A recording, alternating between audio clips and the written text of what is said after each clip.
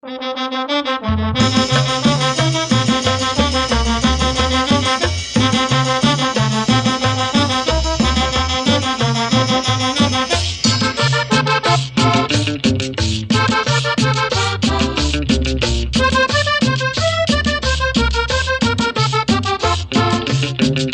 un baile que yo estuve, me he encontrado una reunión, hablándome un nuevo idioma que no es chino, ni francés, ni español, ni motilón.